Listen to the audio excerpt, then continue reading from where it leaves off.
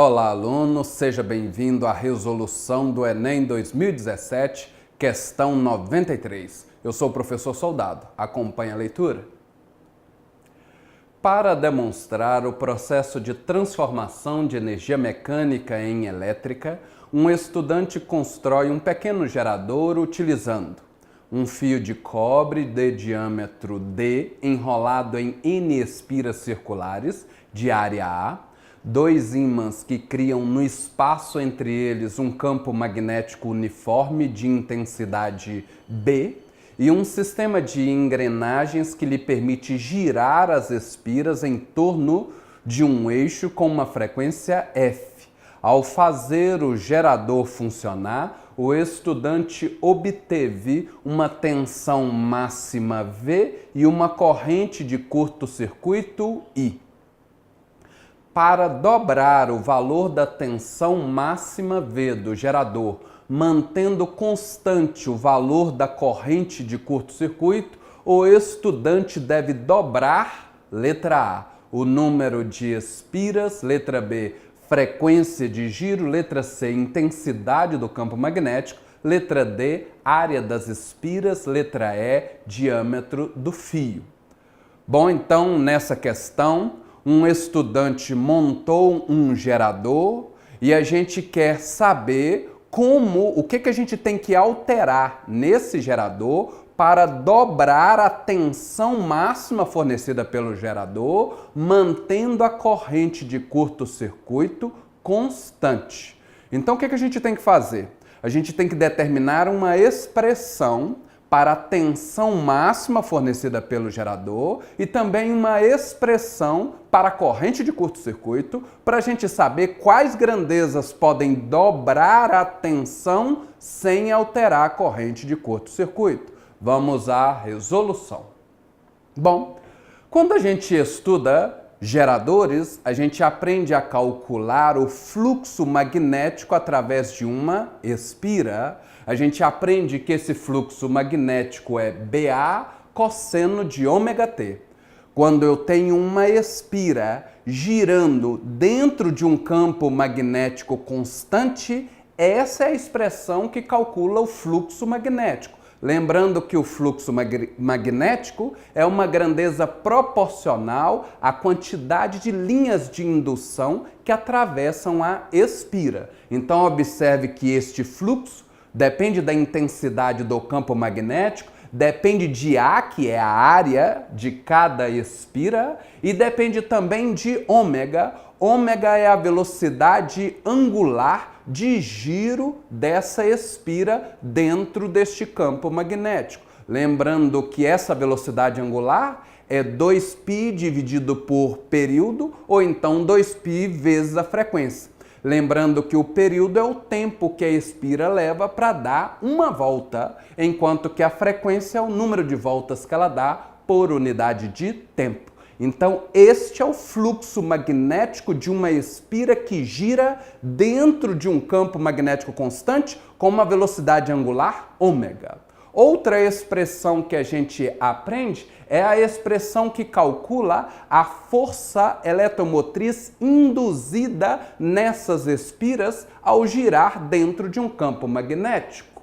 A expressão é epsilon igual a NBA ômega seno de ômega T. N é o número de espiras, B é a intensidade do campo magnético, A é a área de cada espira, ômega é a velocidade angular de giro dessas espiras. Então, esta é a força eletromotriz. Lembrando que a unidade de força eletromotriz no sistema internacional é o volt. Então, quando essa espira gira, ocorre variação do fluxo magnético no seu interior, e quando há variação de fluxo, pela lei de Faraday, ocorre força eletromotriz induzida, que a gente calcula usando esta fórmula. Então, essa é a força eletromotriz do nosso gerador. Lembrando que esse gerador é um gerador real, então ele tem uma resistência interna, e pelo fato dele ter uma resistência interna, ele não entrega ao circuito elétrico todo o valor de sua força eletromotriz. O que ele entrega é o que a gente chama de tensão e representa pela letra V. Então, quando a gente pega esse gerador e liga em um circuito elétrico, esse gerador fornece para o circuito elétrico a tensão V e uma corrente I. Como essa força eletromotriz ela é uma força eletromotriz variável, então essa corrente também será uma corrente variável. Outra coisa que a gente aprende quando a gente estuda geradores é a relação que existe entre a tensão V e a força eletromotriz epsilon. A gente aprende que o V ele é menor do que o epsilon porque ocorre uma queda de tensão na resistência interna do gerador. Então podemos escrever para o gerador V igual a epsilon menos RI. Então, observe que a tensão fornecida ao circuito, o V, é menor do que o epsilon por causa da queda de tensão na resistência interna, aqui representado pelo termo R vezes I. Então, essa é a fórmula que calcula a tensão fornecida ao circuito. Lembrando que nessa questão a gente está falando da tensão máxima. Quando a gente olha para essa expressão, a gente nota que à medida que a corrente I vai diminuindo, a tensão vai se tornando mais próxima da força eletromotriz. Quando essa corrente I cai a zero, que é o que ocorre quando o gerador está em aberto, ou seja, quando o gerador não está ligado ao circuito, então a tensão V é igual ao epsilon, é chamado de tensão em aberto, que é igual à força eletromotriz. Então lembre-se disso. O gerador fornece para um circuito sempre uma tensão menor do que a sua força eletromotriz. Mas quando o gerador não está ligado a um circuito, quando ele está em aberto, como a corrente I é igual a zero, a tensão nos seus terminais é igual à força eletromotriz. Se você pegar um voltímetro e ligar diretamente nos terminais do gerador, você vai medir uma tensão que coincide com a força eletromotriz. Tranquilo? Já sabemos a expressão para força eletromotriz? É NBA ômega seno de ômega t. Então chegamos numa expressão para a tensão. Observe que essa tensão varia com o tempo por causa daquela função seno. Sabemos também que o valor máximo da função seno é 1. Então, quando o seno for igual a 1, o valor da tensão será máxima e igual a NBA vezes o ômega. Lembrando que este ômega é a velocidade angular de giro das espiras. Então, este ômega é 2π dividido pelo período, ou então 2π vezes a frequência. Então, substituindo 2π vezes a frequência, a gente tem uma expressão para a tensão máxima fornecida por esse gerador, que é o que ocorre quando o gerador está em aberto. Então já fizemos metade do exercício, que é achar uma expressão para a tensão máxima. Agora vamos analisar a situação de curto-circuito para achar qual é a corrente de curto-circuito. Aqui está o nosso gerador. O gerador é um elemento de circuito que tem 2 terminais. Para você provocar um curto-circuito, você tem que ligar os 2 terminais usando um condutor de resistência desprezível, um fio de resistência desprezível. Pronto, nós produzimos um curto-circuito. Vai passar uma corrente neste circuito e é essa corrente que a gente quer calcular, chamada de corrente de curto-circuito. Nós vimos aqui então que nós temos uma força eletromotriz, uma corrente que passa em uma única resistência. A relação entre essas grandezas é dada pela lei de Pouillet, que a gente já estudou. Essa lei diz que o epsilon é igual àquela resistência vezes a corrente de curto-circuito. Lembrando que o epsilon é a força eletromotriz produzida por esse gerador e a gente já tem uma expressão para ela, NBA ômega seno de ômega t. O Rzinho é a resistência interna desse gerador, é a resistência daquelas espiras. Nós temos N espiras, então a resistência interna vai ser N vezes a resistência de cada espira. A resistência de cada espira nós escrevemos aqui usando a segunda lei de Ohm. Rho L sobre A.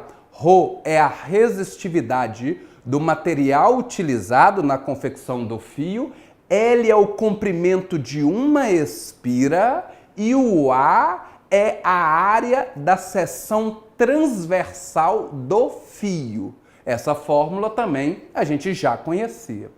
Bom, eu vou agora escrever este L e este A em função dos dados do problema. Por exemplo, ele não me deu o comprimento de cada espira, mas a gente sabe que o comprimento de uma espira é 2πr, beleza? Aquele Azinho ali é a área da seção transversal. A área da seção transversal é πr². Então eu substituí aqui, ó, o comprimento L por 2πr, R é o raio da espira, e a área da seção transversal do fio por πr². Rzinho é o raio da seção transversal do fio. Ele me disse quanto vale a área da espira. Ele chamou essa área de A. Nós sabemos que a área é πr². Então aquele Rzão ali, que é o raio da espira, dá para ser escrito em função da área, que é um dado que ele deu. Vamos fazer isso, ó. Raio da espira. A, que é a área da espira, um dado do problema, é igual a πr². Eu preciso do R para colocar nessa expressão que eu estou desenvolvendo. Eu vou pegar o π, passar dividindo o A e depois extrair a raiz. Vou chegar no valor de R igual a raiz de A sobre π. Então eu preciso do valor de R em função do A que ele me deu. Outra coisa que eu preciso é o Rzinho, que é o raio da área da seção transversal do fio. Ele me disse o diâmetro deste fio. O diâmetro é o dobro do raio. Então eu coloquei aqui, ó, D igual a 2Rzinho, então o Rzinho é metade do diâmetro. Então agora eu tenho o Rzão, que é o raio da espira, e tenho o Rzinho, que é o raio do fio. Nós vamos substituir na expressão que nós estamos desenvolvendo. Substituir o Rzão, substituir o Rzinho. E agora, como o objetivo é isolar a corrente de curto-circuito, eu vou pegar aquele denominador ali, o D² sobre 4, e passar multiplicando para o primeiro membro, e o que está no numerador do segundo membro, eu vou passar dividindo. A expressão vai ficar desse jeito.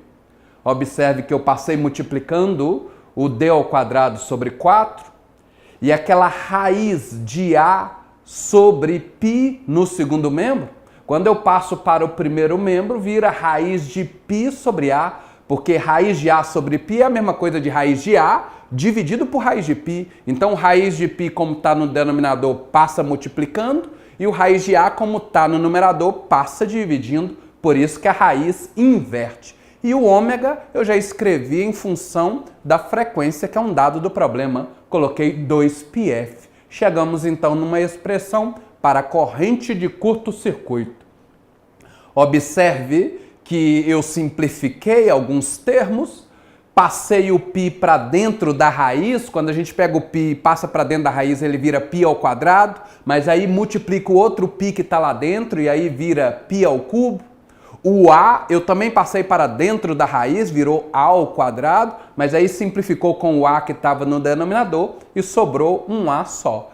Essa é a expressão que determina a corrente de curto-circuito. Agora a gente já tem as duas expressões que a gente precisava, podemos então analisar as respostas e descobrir qual é a alternativa correta. Vamos voltar aqui então às alternativas. Lembrando que a gente tem uma expressão para a tensão máxima, que já foi determinada, e uma expressão para a corrente de curto-circuito. O que a gente quer? A gente quer saber qual alteração a gente tem que fazer no gerador para dobrar a tensão máxima e manter constante a corrente de curto-circuito. Observe que para dobrar a tensão máxima, eu posso dobrar o N, que é o número de espiras, que é o que diz a letra A. Posso dobrar o B, que é a intensidade do campo magnético, que é o que diz a letra C. Posso dobrar o A, que é a área da espira, que é o que diz a letra D. Posso dobrar a frequência de giro, que é o que diz a letra B. Então, observe que as 4 primeiras alternativas, se eu dobrar essas grandezas, dobra a tensão máxima, mas eu quero manter constante a corrente de curto-circuito. E observe que daquelas grandezas que estão nas alternativas, apenas a letra A, o número de espiras, não aparece na expressão da corrente de curto-circuito. Portanto, eu posso mexer no número de espiras que eu não altero a corrente de curto-circuito. Por isso que o gabarito dessa questão é letra A. Chegamos então ao final desta resolução. Espero que você tenha gostado da resolução. Eu sou o professor Soldado. Te vejo numa próxima resolução.